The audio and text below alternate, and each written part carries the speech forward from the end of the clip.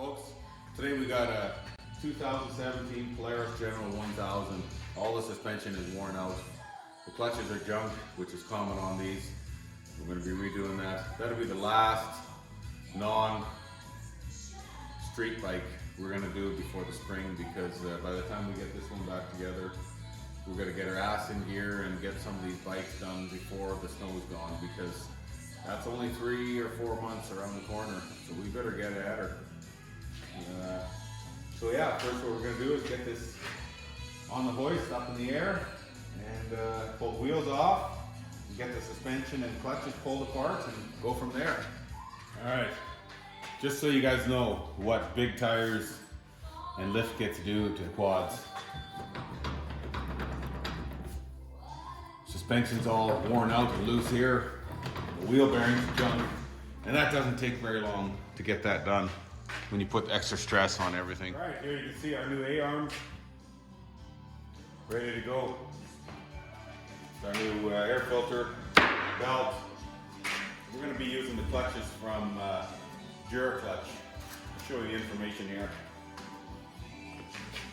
These are the guys you want to go to if you're going to be replacing the clutches on your Polaris General. Comes with the primary.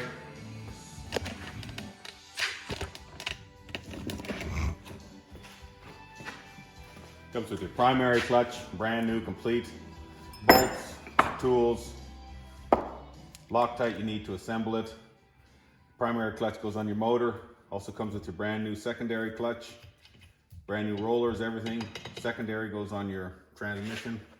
Here's all our new ball joints.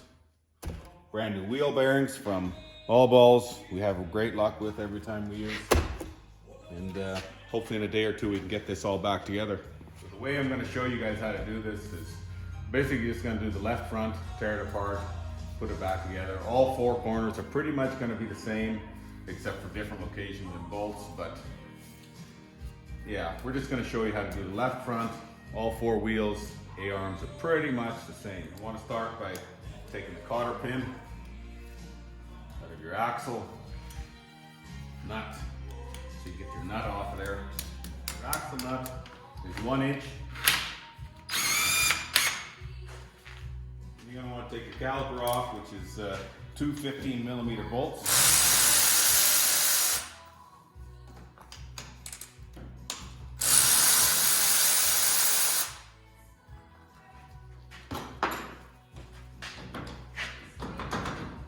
Pry bar caliper off. You can take your hub off. You want to inspect your hub right here. See how that area is. Take a look at your splines. Make sure your splines are good. This looks all right. Disc looks good. We're going to reuse it here. We're going to take our little retaining clamps for our brake caliper lines off. They're a 3mm Allen. There's 2 of them, and then there's a hose clamp at the top. We take our 2 15mm bolts out here, so we can take our hub out. Our hub holds our wheel bearing.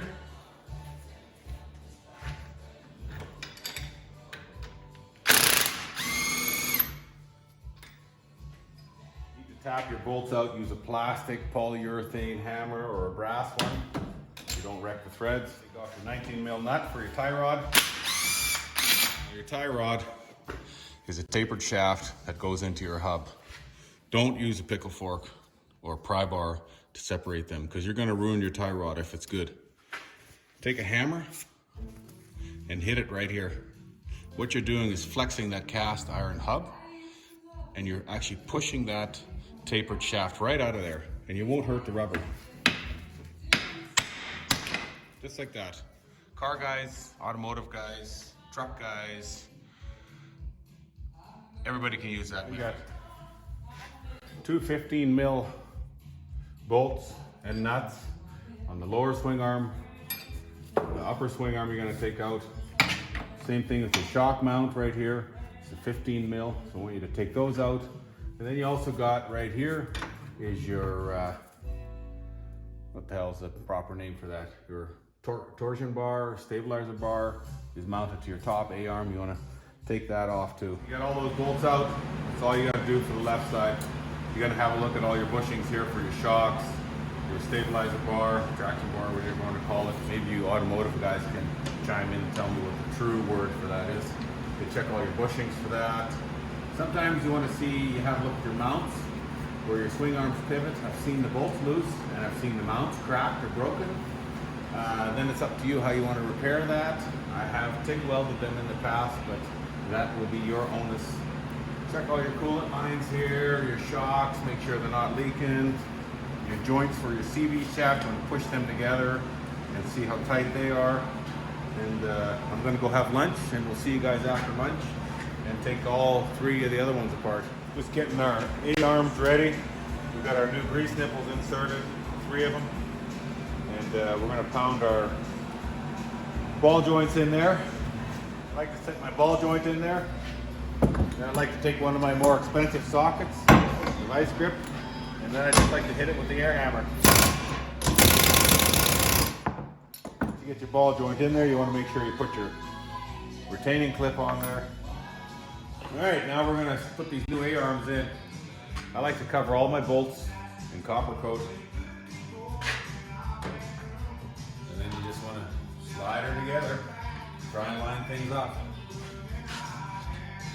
And I put copper coat on all my bolts so that if you ever have to service this thing or take it apart, you know you're going to be able to get it apart again one day.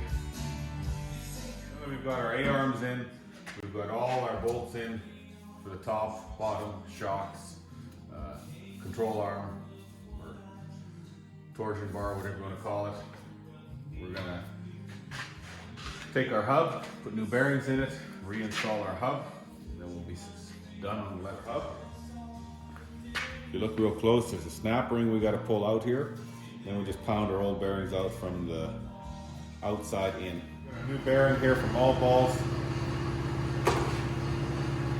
Both sides are identical. We're going to flip our hub from this way. We're going to flip it over this way. We're going to carefully push it in. Anytime you put a new bearing in, you always want to push on the outside edge. You don't want to push on the center one, because then you're going to side load your bearing, wreck your seals, wreck your bearings. See, what we're going to do here is we're going to take our old bearing, which is junk. We're going to lay it on top of our new one, and then we're going to lay something across the surface edge and push down on there. Once you got your bearing all the way in there, you want to put your retaining clip back in there.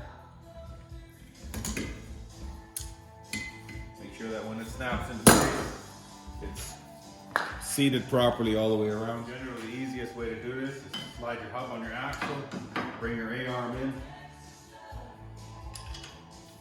run your bolt through it. You might need a little force to tap it through. Top one up. When you bolt up the groove, the nut on.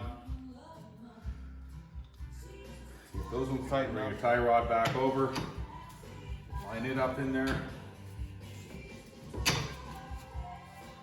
Nut on, get that tightened up. Then you want to put your hub back in there.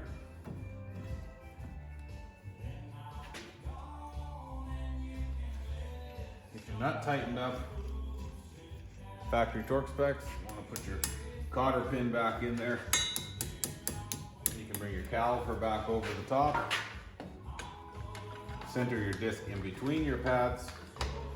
I've seen these buggers assembled with both pads on one side of the disc before, and that's not good, guys. That's not good. Then the very second last part is your couple little retaining screws to hold your brake line onto your A-arm. Put your zip tie back around your back one here.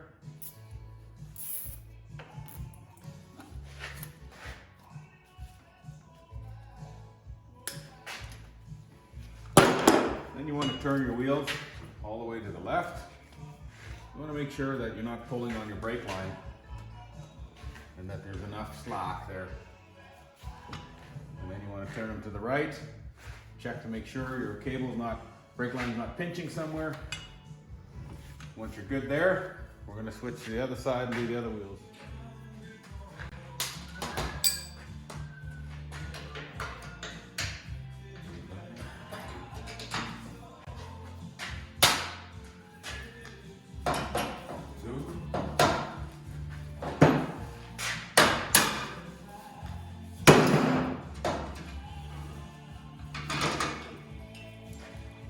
Second last thing you want to do when you get both sides done on the front is check these nuts.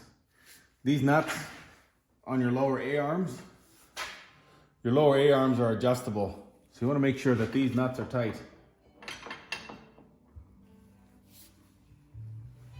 Once you have them tight, you're done. And you're going to get a grease gun and grease all 6 points. Right, basically the back end, I told you I wasn't going to show you all 4 wheels, but the rear end's basically the same idea. Take the nut off here. Nut off. We're going to take the rear caliper off. Get your caliper loose. There's a rivet back here holding the brake line on. You're going to want to drill that out. Pull your hub off. Not sure what the name is here, but we're going to pull this hub off now with these 2 bolts. Pull that hub off.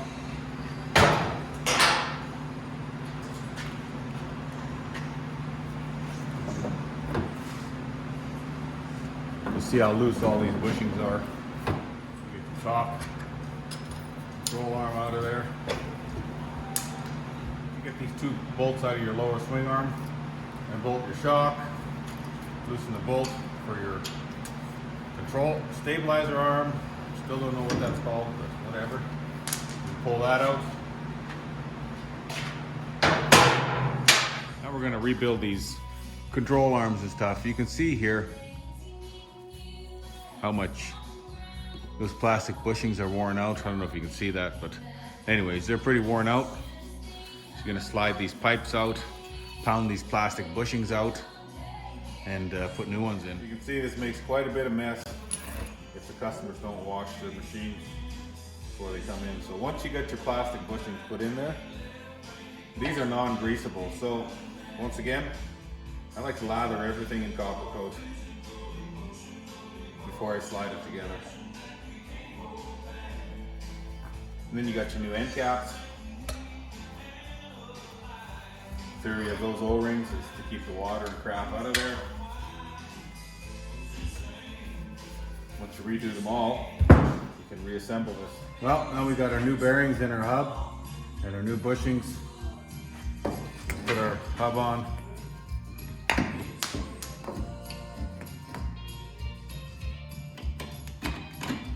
You're gonna put your hub with your disc back on.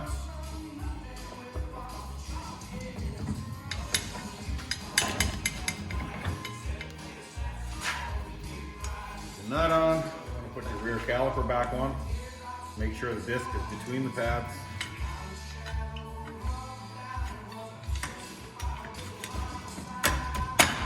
Make sure you tie down your brake line again, and then we're done on this side for now.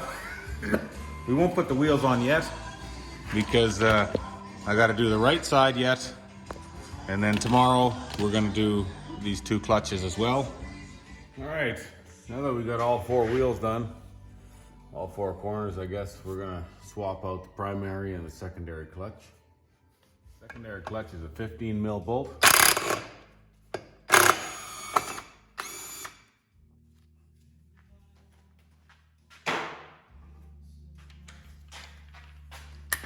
Primary is a 13/16.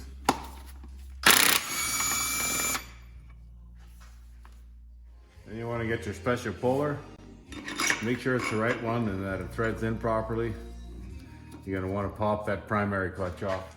Once you've taken your old clutches and pitched them in the garbage because they were so badly worn out, you're going to want to check these spines, feel these bearings, make sure you don't have any oil and stuff. Then we'll get our next clutch in. Here's the kit from Duraclutch. Man, what a beauty. Brand new primary clutch, brand new secondary clutch with rollers. Comes with a different belt. Comes with a filter for your air to cool your belt and your clutches.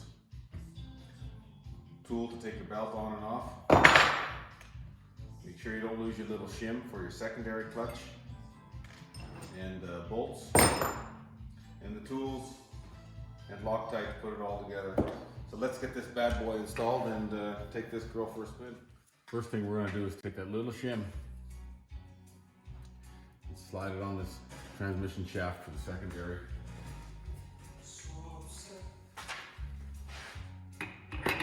And slide our secondary on. We're going to tighten this bolt to 45 foot-pounds. You're going to need some sort of a tool to hold that. We've got this chain tool we ordered from Rec Supply, Saskatoon. Works great. A little bit of an awkward spot, but it'll work.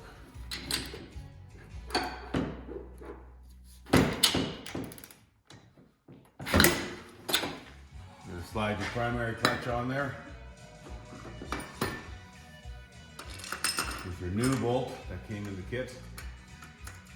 That kit, or that bolt, is going to be tightened into 60 foot-pounds. Same thing, you're going to have a tool to hold it.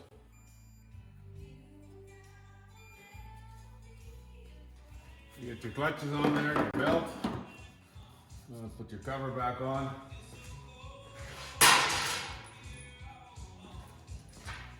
Make sure everything's nice and clean, you don't have any dirt in there. Make sure that the lip and your clutch cover fits into the backing cover so that it stays watertight.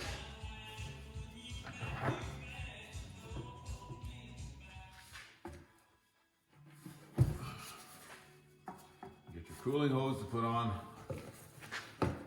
This is your exit line. Alright, we're getting close now. Get these tires on before lunch so that we can drop it down and charge up the battery. We had to winch this girl in there from quite a distance, so I doubt the battery's going to have enough power in it. Alright guys, back from lunch here. Last thing you want to do is put on your filter for your clutch cooling. This is your inlet tube. It's the one on the, I guess you'd say, the left-hand side of the machine closest to your engine coolant reservoir. We're going to pull this off or plug this off and drill the hole out in the top. Instructions say you're supposed to drill 1.5 inch hole there, and then we're going to slide this on there. You want to make sure when you drill this hole, you don't drop any plastic cuttings down inside that can jam up your clutch. I've got a rag stuffed in there in such a way I can get my vacuum in there and give it a good suck.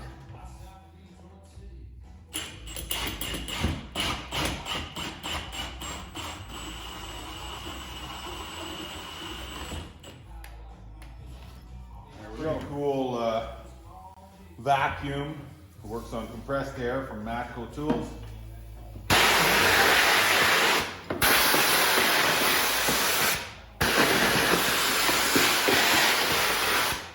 So much fun to use. You just want to clean everything out.